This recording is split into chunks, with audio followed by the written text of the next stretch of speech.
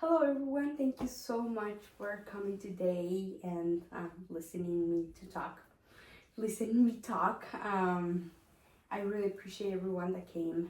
I'm gonna be talking about a very important topic, so I hope that you guys really enjoy it and that you're able to learn a little bit today, or if you didn't learn anything, that you're able to help whatever you already know. Right? What's the word? I forgot the word. But yeah, so thanks so much, and I hope that you guys really enjoy it. Hi, today I want to talk about a topic that it's very common, something that happens in our everyday lives. It happens in yours, and it happens in yours, and it definitely happens in yours. This is a topic that there's a lot of stories and ideas behind it, but I wanted to talk a little bit more depth about it.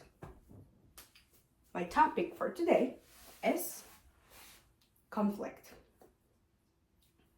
The reason why I wanted to talk about conflict is because I think that all of us could learn a little bit about how to deal with conflict. And that's going to be my main purpose of this talk.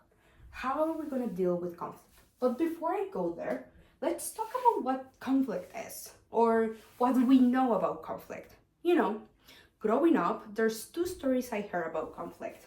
The first one is that conflict is bad,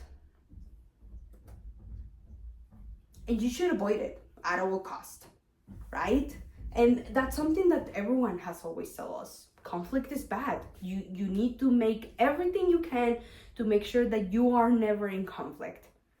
And the second story is that in conflict, there's always a winner and a loser.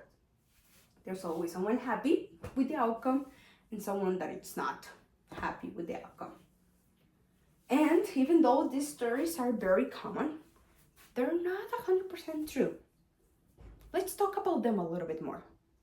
We learned that conflict is bad and that you should avoid it. When, after doing some research, I have realized that conflict is not actually bad. Avoiding it is. So as like it says here, conflict isn't the problem, avoiding it is.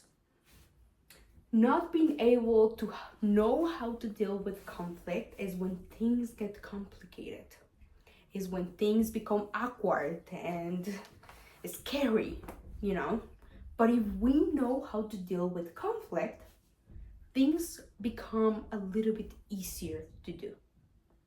The second story that we hear is that there's always a winner and a loser, when this is also not true. It is one of the outcomes to conflict. But there's actually three different outcomes to conflict. The one that we already know, a winner and a loser, someone is happy and the other person is sad. The second one is that there's a lose-lose situation. No one got what they wanted and they're both sad. And the third one, and actually my favorite one, is that win-win situation, when we both got what we wanted, what we needed, even though it wasn't maybe what we were expecting, but we're happy with it. He actually has shown that conflict in a win that ends with a win-win situation is the most healthy and approachable way to deal with conflict. But here's where the question lies. How do we deal with conflict? What can I do to make sure that I can end up in a win-win situation? And that's what I want to talk to you about. I have put together 6 steps on how to deal with conflict and end up in a win-win situation. Before I proceed and I explain the steps a little bit more, I do want to clarify certain things. We are humans. Everyone is very different. And sometimes there's gonna be people that are not as flexible as we wish. And it is important that when we're dealing with conflict, we are flexible.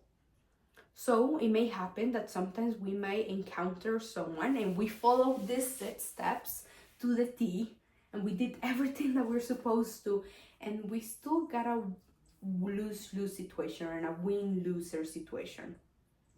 It happens, and it may happen. I want you guys to understand that it's not about how you dealt with the conflict. Sometimes it's about the flexibility of the other party in dealing with the conflict. So I just wanted to give that little disclaimer there.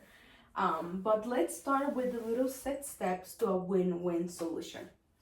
First step, identify the problem and the unmet needs. Usually, when conflict comes our way, we go immediately into finding solutions. What can we do to find the solutions when we don't fully know what's the root cause of the conflict? So, let's talk a little bit about that. Let's imagine that in a situation where I have conflict with my husband didn't fix the car and now it's broken down. What is actually my problem? What is my unmet needs? It's not actually that the car is not fixed. It's the fact that I'm not able to transport myself to work, or that I'm not able to move around because the car is not fixed. So that is my problem. That is the needs that are not being unmet right now. Second, set a time to talk.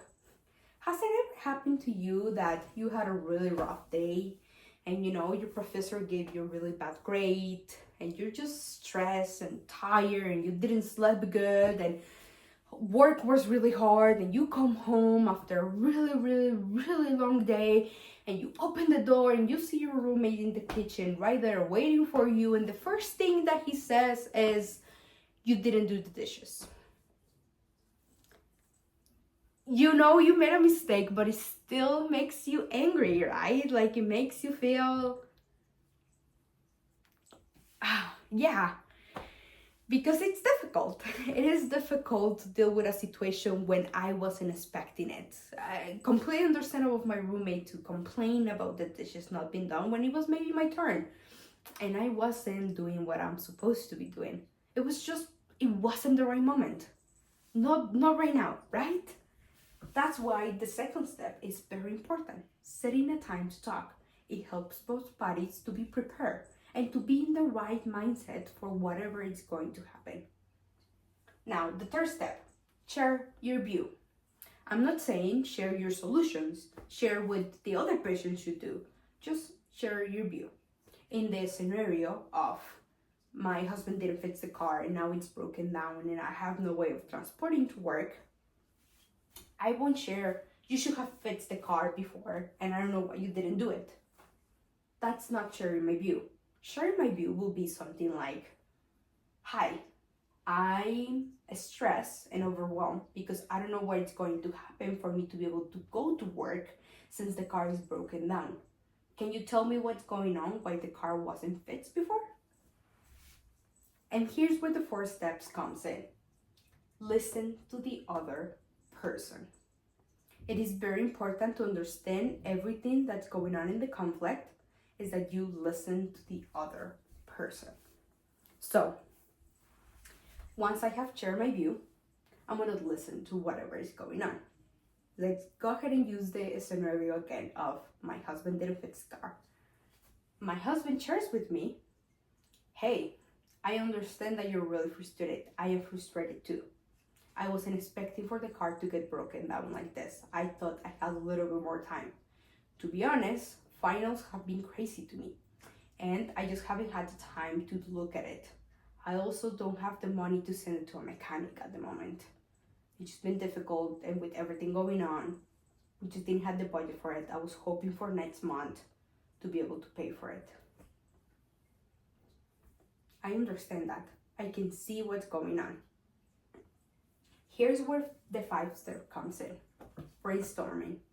Now, when I say brainstorming is don't get to a solution. Not yet. This is kind of 2-step, if you can say that.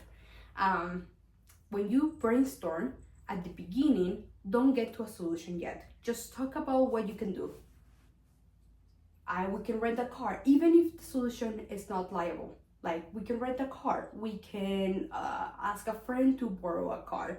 We can send it to the mechanic and put it in the credit card and pay it off later, So these are just solutions, and sometimes it may not be viable. You don't have the money to send it to a mechanic. You may not have the money to rent a car.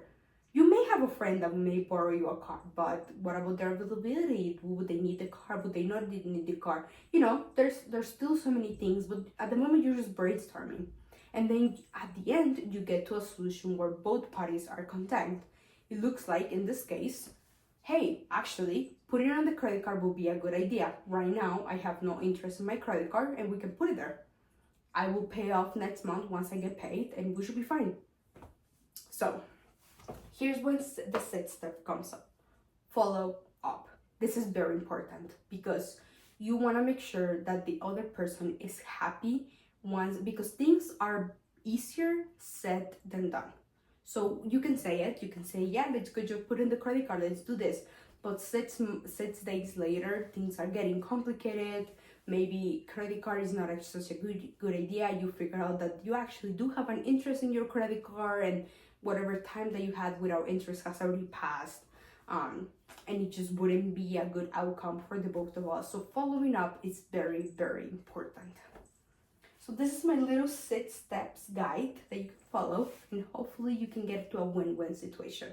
This is important for everyone, and I really hope that you enjoy this little talk that I have with all of you guys. So thank you for listening, and I hope that you have a good day.